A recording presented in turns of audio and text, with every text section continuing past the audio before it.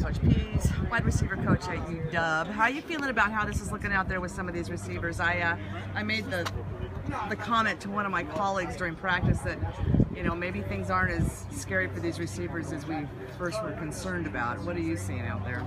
Well, yeah, I mean, I get a lot of confidence in it. I think, one, there are a lot more chemistry with the guys that are here right now, and they're really helping each other. They're very coachable.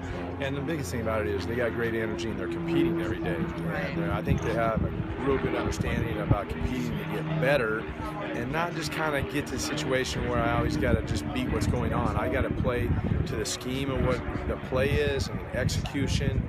And then understand, you know, you're going against a teammate and try and make him better and have a good attitude about it.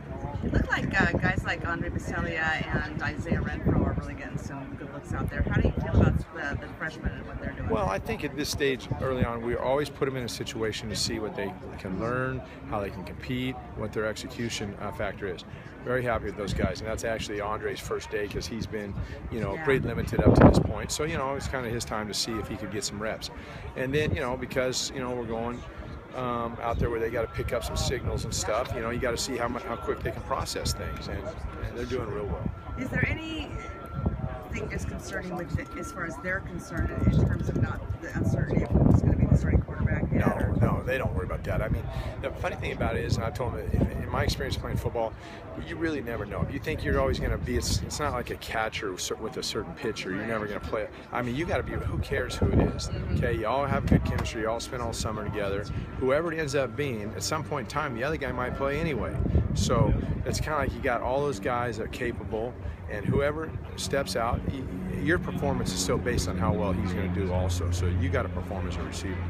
UW's always had a really good walk-on program, and one guy I noticed out there that's getting a lot of looks is Max Richmond. I wonder what you can say about him. No, it goes back to even spring, you know, when Max, I mean, really scout team last year and how hard he worked in spring. And he probably had really one of the best springs out of all the guys, and closing the gap on the learning curve of where even the seniors were. So, you know, he's earned some stuff, and I think he's, you know, continued to do what he's doing. He's very capable of helping his team.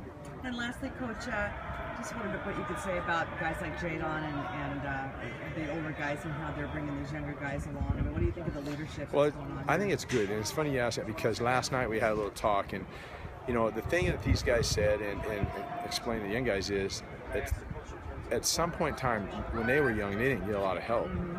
They're willing to help. They're willing to coach these kids when these other younger kids ask. And that's kind of a unique situation. So, and I kind of noticed in practice the other day, when these guys are helping each other, they usually have a tendency to learn a little bit more anyway. And they are willing to help each other. You know, Jadon and Marvin, and you know, I think even Dante and Braden are at that point where they've had enough, you know, experience now that they are willing to use their knowledge also.